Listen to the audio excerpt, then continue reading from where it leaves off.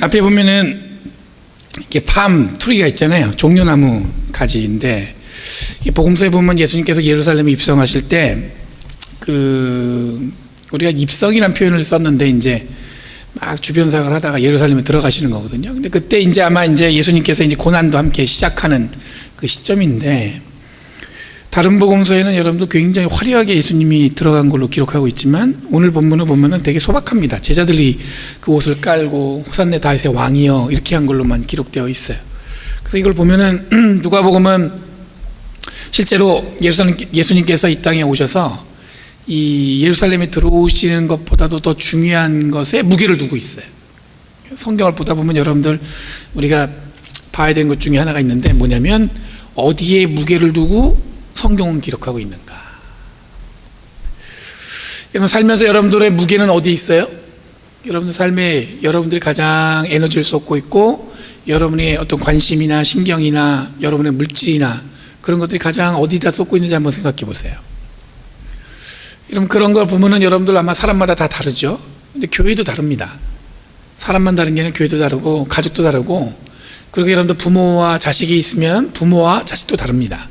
왜냐하면 관심이 다르기 때문에 그렇죠. 관심이 다르기 때문에. 근데 오늘 저희들이 중요하게 말씀드리고 싶은 건 뭐냐면, 그 관심이 다른 과정 속에, 그 상황 속에서도 우리들이 함께 관심 가져야 될 건 뭐냐면, 주님께서 필요로 하시는 존재, 그게 바로 저와 여러분들이 다 그렇다는 거예요.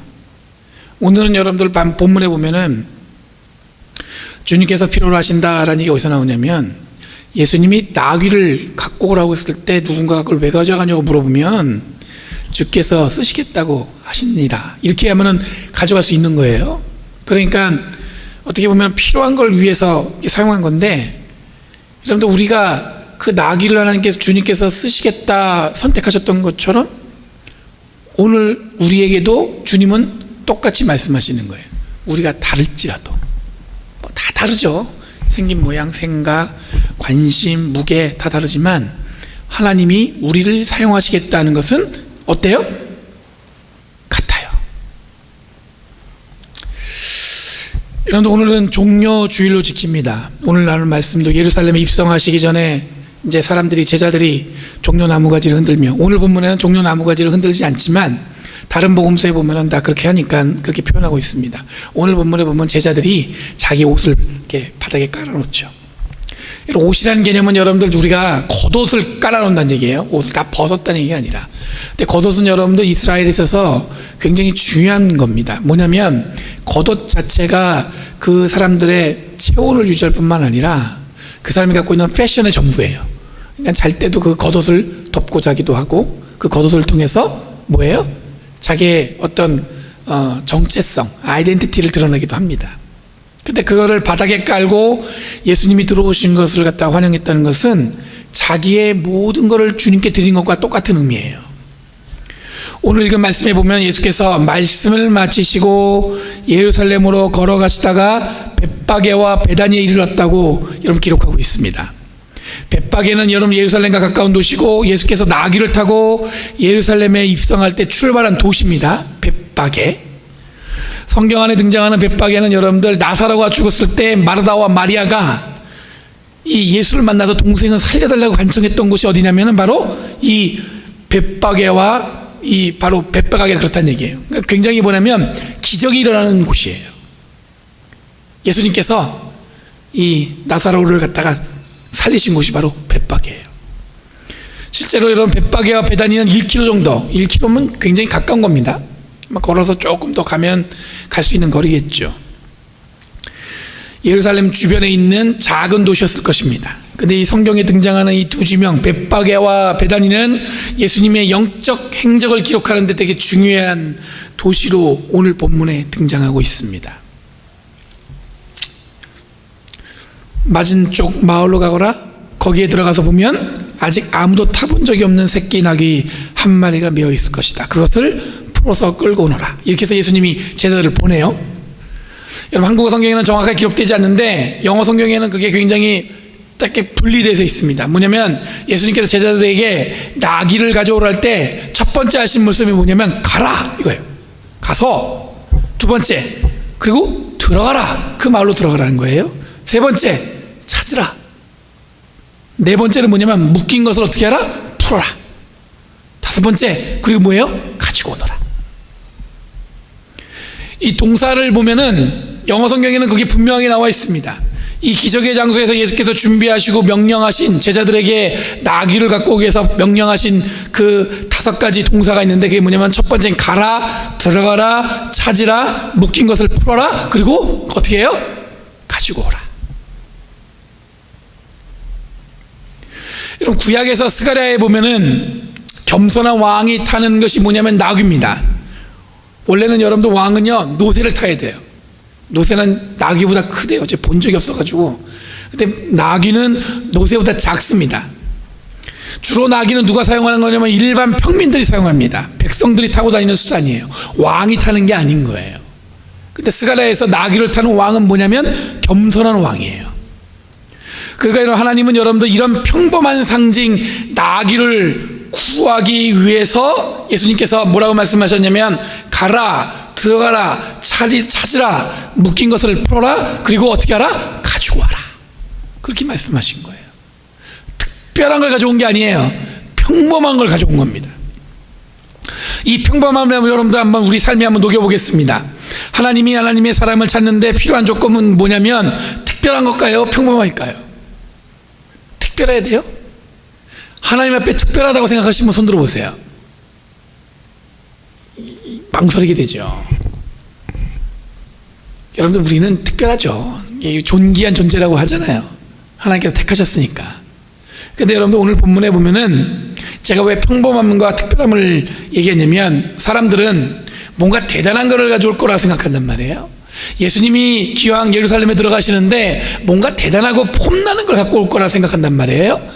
근데 여러분들, 예수님께서는 평범한 걸 갖고 오라고 하셨어요. 뭔가 폼나고 사람들이 볼 때 좋은 거. 그 당시로 얘기하면 여러분들 조금 더 쉽게 설명하면, 차가 있는데 아주 좋은 차를 가져오라는 게 아니라 가장 평범하고 뭐예요? 가장 볼품없는 차를 가져오라는 거예요. 지금 내가 예루살렘에 들어가게. 여러분, 놀라운 능력이 아니라 그저 흔하게 흔한 사람, 이 조건에 여러분들 모든 사람들은 포함될 수 있어요. 무슨 얘기냐면, 나귀하면은 여러분들 우리가 조금 정치적으로나 경제적으로나 조금 뭐가 이렇게 풍족하거나 높은 사람이더라도 그 사람은 여러분 그 나귀를 갖다가 탈 수 있겠죠. 근데 만약에 여러분들 그 나귀가 아니라 아주 더 큰 것, 아주 말이나 아니면 더 뭐랄까 좀 고가의 뭔가 했다면 여러분들 가난한 자는 그걸 어떻게 할 수 있어요? 없어요? 할 수가 없죠. 그 나귀의 개념은 뭐냐면, 예수님께서 바라보는 시선은 저 높은 곳을 향한 것이 아니라 낮고 낮은 곳을 향해서 우리 모두에게 평범함으로 우리를 허락해 주셨다는 의미가 될 수 있습니다. 이 평범한 예수께서 그저 주신 능력은 뭐예요? 갖고 오는데 사람들이 막아요. 그걸 왜 가져가냐? 그랬더니 뭐라고 그래요? 주님께서 그것을 필요로 하십니다. 이 한마디면 된다는 거예요. 주님께서 그것을 필요로 하십니다. 그럼 제자들이 예수께 말씀하신 대로 가서 들어갔습니다. 나귀를 찾아서 묶인 것을 풀어주고 가지고 오려고 하니까 누군가 물었습니다. 그 나귀 새끼를 왜 푸는 거예요? 그랬더니 제자들이 이렇게 응답했습니다. 가르쳐 주신 대로 주님께서 그것을 필요로 하십니다. 여러분, 우리 삶에도 문제들이 있습니다. 그렇죠? 풀기 쉽지 않은 일들이 많이 있죠. 우리가 마주하는 모든 사람들이 어쩌면 하나둘씩 혹은 많이 지니고 있는 문제들이 있습니다. 그런데 이런 문제를 풀어내려 가려고 우리는 무던히 노력해요. 이걸 어떻게 풀어낼 수 있을까? 이 문제를 어떻게 해결할 수 있을까? 그런데 여러분들, 이런 문제를 풀려고 할 때 간단해요? 복잡해요? 복잡해요. 왜냐하면 나 혼자 결정하면 좋은데 그게 아니에요. 문제는 결국 이 사람 저 사람 막 엮여 있단 말이에요. 그런 상황에 맞물려 있기 때문에 이 문제는 나 혼자 풀 수 없어요. 이 사람 마음 풀면 저 사람 마음도 풀어줘야 되고, 문제 풀기 위해서 그렇다는 얘기죠. 그런데 이런 문제에 묶여있는 우리들에게 예수님께서 말씀하시기를 뭐라고 말씀하시냐면, 주님께서 그것을 필요로 하십니다. 이 한마디로 묶였던 것이 어떻게 할 수 있어요? 풀어낼 수 있다는 거예요. 이게 무슨 얘기냐면, 묶여있다는 말은 여러분 데오라는 헬라어에서 나왔습니다. 법적으로 어떤 의미냐면은 도덕적으로 묶여있는 단어예요. 그러니까 묶여있다, 이건 뭐냐면 법적으로 도덕적으로 그냥 확 묶여있는 거예요, 완전히. 근데 풀다는 단어는 료라는 단어에서 왔어요. 료는 뭐냐면 자유롭게 한다는 말로 사용될 수 있습니다. 그러니까 묶여있던 것을 풀어낸다는 것은 여러분들 뭐냐면 얼매인 것에서 자유롭게 된다는 거예요. 그래서 여러분들 우리가 주께서 쓰시겠다, 이 말은 뭐냐면 얼매인 것을 어떻게 풀어내는 거예요? 자유롭게 풀어낸다는 얘기예요. 그러니까 여러분 나귀를 풀어냈다는 것은 여러분들 뭐냐면 얼매인 것을 어떻게 자유롭게 하는지를 보여주는 장면이라고 볼 수 있습니다. 이 평범함 속에 녹아있는 이 나귀를 예수께서 쓰시겠다고 말씀하시니까 자유롭게 풀어놨어요. 그러니까 여러분들 우리도 예수님께서 쓰임받는 자가 된다면, 여러분들 이 말은 단순히 나귀한테만 얘기가 아니죠. 우리도 내가 너희를 쓰겠다 말씀하셨으면 뭐예요? 우리가 자유롭게 됐다는 의미예요. 자유롭게 풀어냈다는 의미예요. 여러분의 마음속에 움켜쥐고 있는 것이 무언가 있을 수 있습니다. 여러분 마음속에 여러분들 풀리지 않는 것 때문에 고민하는 것들이 있을 수 있습니다. 근데 명심해야 될 게 뭐냐면 주님께서 나귀를 사용하신 것처럼 누구를 사용하셔요? 우리를 사용하셨다고 말씀하시는 거예요. 주께서 우리를 필요로 하신다. 이 말 한마디에 여러분들 우리는 어떻게 되는 거예요? 자유롭게 묶인 것이 다 풀어진다는 얘기예요. 그 다음에 이어지는 장면에 예수님께서는 나귀를 타고 예루살렘으로 입성하십니다. 지금도 여러분 예루살렘 근처에서 벳박에 가면은 예수께서 나귀를 타고 예루살렘 입성하는 장면을 매년 이때 재현하고 있습니다. 이 종려주일 때 아마 그 벳박이라는 동네에서 예수님이 나귀를 타고 들어가는 곳을 재현해요. 그 사람들이 그 길거리에서 다윗의 아들이여 이러면서 종려나무 가지도 깔고 그런 걸 한다는 얘기예요. 그렇게 환영했던 군중들이 여러분 잘 아시겠지만 예수님을 십자가에 못 박아라 하면서 바뀌었어요. 그런데 여기서 궁금해요. 왜 이들의 함성이 바뀌었을까? 막 하나님이 다윗의 왕이라고 막 환영하고 막 그랬는데 왜 예수님께서 십자가에 달려 돌아가실 때 그 많은 군중들은 예수님을 향해서 그 군중이들이 그 재판 과정에서 예수님을 못 박으라고 얘기하셨을까? 오늘 읽은 28절 말씀에 보면 예수께서 말씀을 마치시고 진행된 장면이에요. 그러니까 여러분들 뭐냐면 오늘 본문의 첫 절에 예수께서 말씀을 마치시고 라고 돼 있잖아요. 근데 그 이전에 어떤 말씀을 전했냐면은 주인이 종 10명을 불러요. 그리고 뭐를 했냐면은 한 문화세씩, 이 돈이에요, 화폐를 줬어요. 돈을 주면서 내가 돌아올 때까지 장사를 해보라고 권합니다. 그런데 주인이 돌아와 보니까 몇몇은 이 한 문화를 10문화로 만들었어요. 처음엔 한 문화였는데 10문화로 버린 거죠. 5문화를 수익하는 종들도 있었습니다. 이런 종들에게 이 주인은 흡족한 마음을 보였지만 어느 종은 어떻게 했냐면 이 한 문화를 갖다가 수건에 꼭 싸갖고 어떻게 했어요? 잘 보관한다고 싸갖고 이 땅에다 묻어놓은 거야. 그리고 그거를 갖다가 주인님 제가 잘 보관해뒀습니다 하면서 꺼내갖고는 주인한테 준 거예요. 그런데 주인이 이 종에게 화를 냅니다. 차라리 은행에 두었으면 이자라도 받지. 이게 뭐냐는 거예요. 심지어 뭐라고 얘기하냐면 이 악하고 게으른 종아 이렇게 얘기하셔요. 그리고 그 한 문화를 빼다가 10문화를 벌어낸 그 종에게 줘버린다는 얘기입니다. 그러니까 여러분 옆에 이미 10문화가 있는데 왜 주냐는 말이 나오기 시작했어요. 아니 그 사람 10문화가 있는데 그걸 왜 줍니까? 그랬더니 이 주인이 하는 말이 뭐냐면 가진 사람이 더 많이 받게 되고 가지지 못한 자는 그 가진 것도 빼앗길 것이다. 이게 바로 예수님께서 말씀하시고 오늘 나귀를 가서 가져오라고 한 얘기가 연결되는 거예요. 여러분 이상한 말씀입니다. 이 말씀을 전하는 제자들을 보내어서 나귀를 가져올 것을 시킨 것인데 주인과 10명의 종이 한 일이 무엇입니까? 장사를 잘해야 된다는 얘기인가? 어떤 장사꾼의 속성을 보여주는 것 같잖아요. 여러분 예수님께서 고난에 임박한 중에 오늘의 이 19장 말씀 앞에는 제일 먼저 뭐가 나오냐면 예수님께서 삭개오를 만나는 장면이 등장합니다. 삭개오는 우리가 잘 아는 것처럼 여러분 세리예요. 돈을 어떻게 하는 사람이에요? 악착같이 세금을 걷는 사람이에요. 로마에 붙어갖고 자기 동족들의 이 세금을 걷는데 아주 악착같이 걷는 사람이 바로 세리예요. 그 중에 하나가 삭개오란 얘기죠. 모든 이스라엘의 지탄의 대상입니다. 근데 삭개오 집에 예수님께서 머무신다고 그랬어요. 그랬더니 삭개오가 완전히 다른 사람이 되었습니다. 자기의 재산의 절반을 뚝 떼다가 어떻게 해요? 가난한 자들한테 나눠줬어요. 하지만 삭개오의 변화는 오늘 말씀까지도 같이 이어지는 것 같습니다. 사람들은 예수가 삭개오 집에 머문 것을 이해하지 못했습니다. 아니 왜 하필 저 사람 집에 머무는 거야? 가장 미움받는 자를 예수님께서 찾아간 거예요. 가장 어떻게 보면 사람들이 싫어하는 사람을 예수님이 찾아가서 그 집에 들어간 거예요.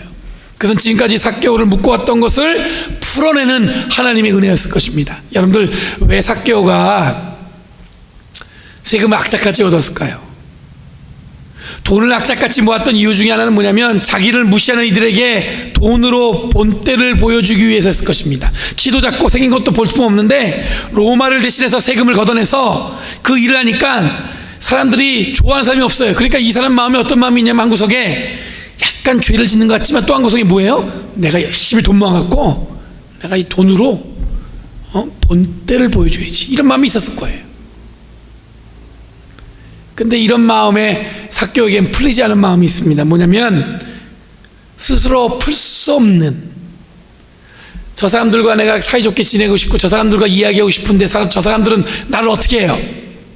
좋아해요? 싫어해요? 싫어하죠.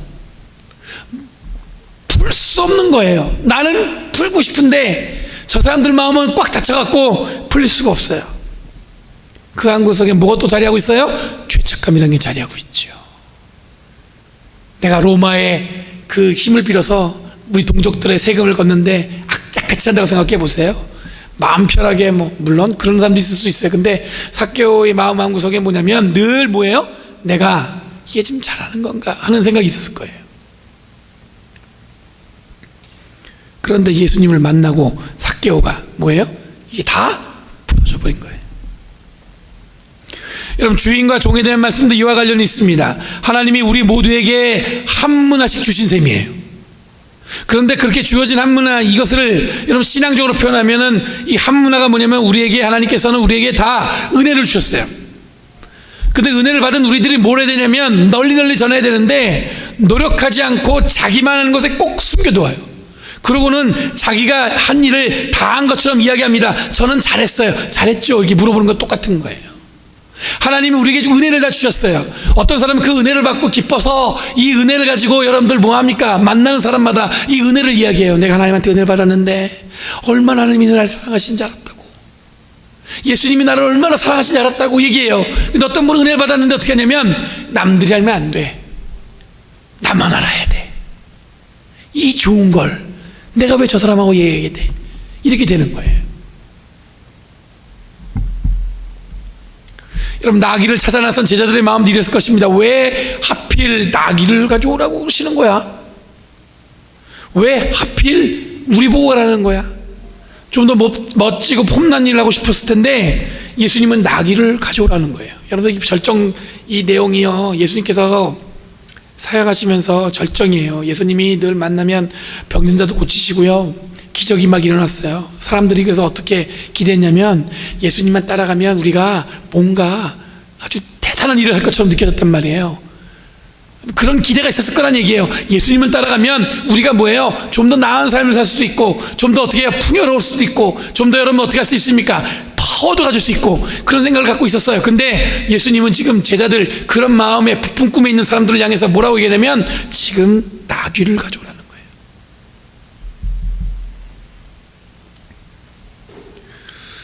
그냥 가져오는 게 아니라 뭐라고 얘기하냐면 주님께서 필요로 하신다는 겁니다.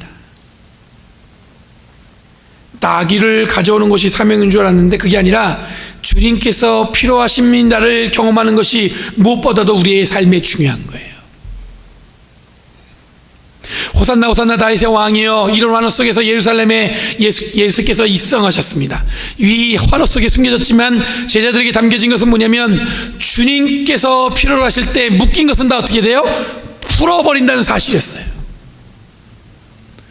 이런 부활의 역사는 여기서 시작된 것입니다. 교회의 역사는 여기서 시작한 것입니다. 기적의 장소에서 예수님께서 필요로 할 때 여러분들 꼭 묶여있던 것이 풀려나는 것을 경험했었어요. 많은 사람들이 여러분들 예수님께서 예루살렘에 들어가시기 전에 실제로 주님을 따르면 세상을 변화시킬 수 있다는 생각이 들었어요. 근데 그 변화라는 개념이 뭐냐면, 여러분 그 변화가 성경에 나오면 회개라는 표현이 있는데 그게 원래는 헬라어로 메타노니아라는 뜻이거든요.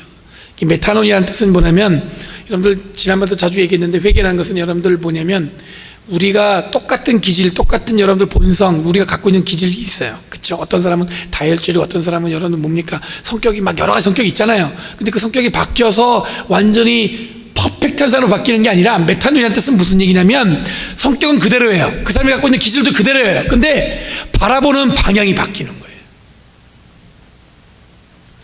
예수님께서 십자가에 달려 돌아가시기 전까지, 오늘 나귀를 타고 여러분들 그 예루살렘 입성하시기 전까지 제자들뿐만 아니라 많은 사람들이 예수님을 쫓아다녔습니다. 그 이유가 뭐냐면, 예수님을 따라다니면 뭐예요? 저 높은 곳을 향하여 내가 갈 수 있겠지.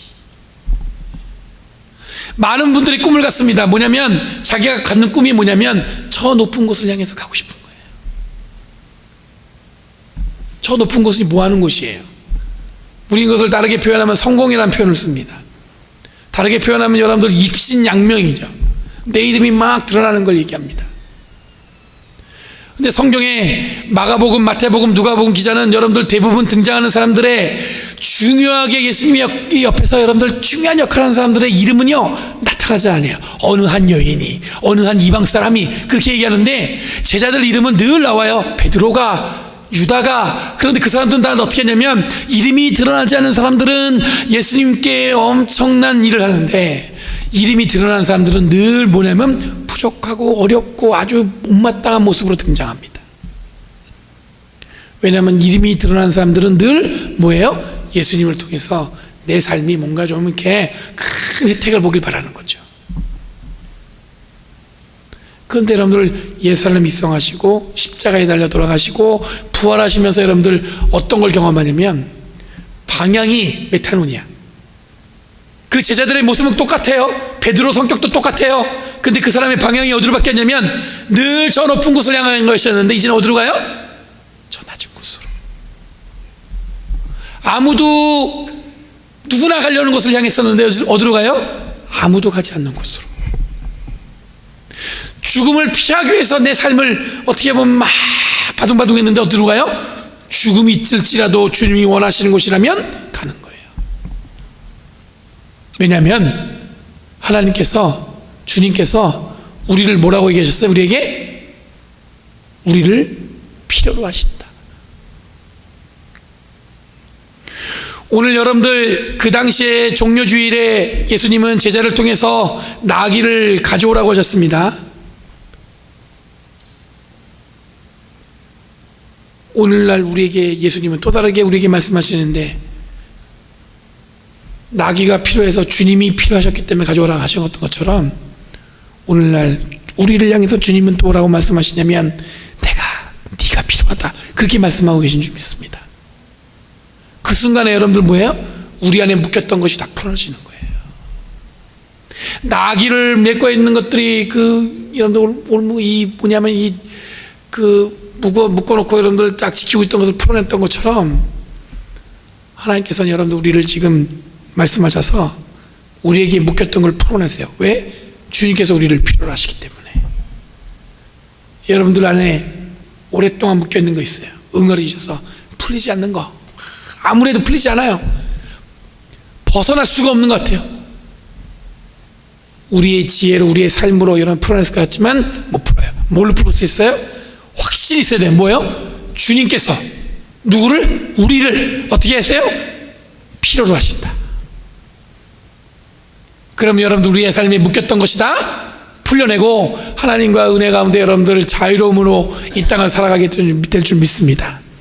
그 풀어냄을 통해서 우리가 보는 건 뭐냐면, 저 높은 곳을 향하여 보는 것이 아니라 전혀 보지 못했던 다른 방향으로 세상을 보기 시작하는 거예요. 메타노니아. 기도하겠습니다. 거룩하신 주님 은혜 감사합니다. 날마다 주님이 축복하시고 우리에게 복 주셔서 이 땅을 살아가는데 저희가 기쁜 마음으로 살아간 줄 믿습니다. 오늘도 변함없이 주님 우리를 사랑하여 주시고 역사하여 주셔서 주님과 더욱더 가까이 가는 저희를 되게 하여 주시옵소서. 감사드리며 예수님의 이름으로 기도합니다. 아멘.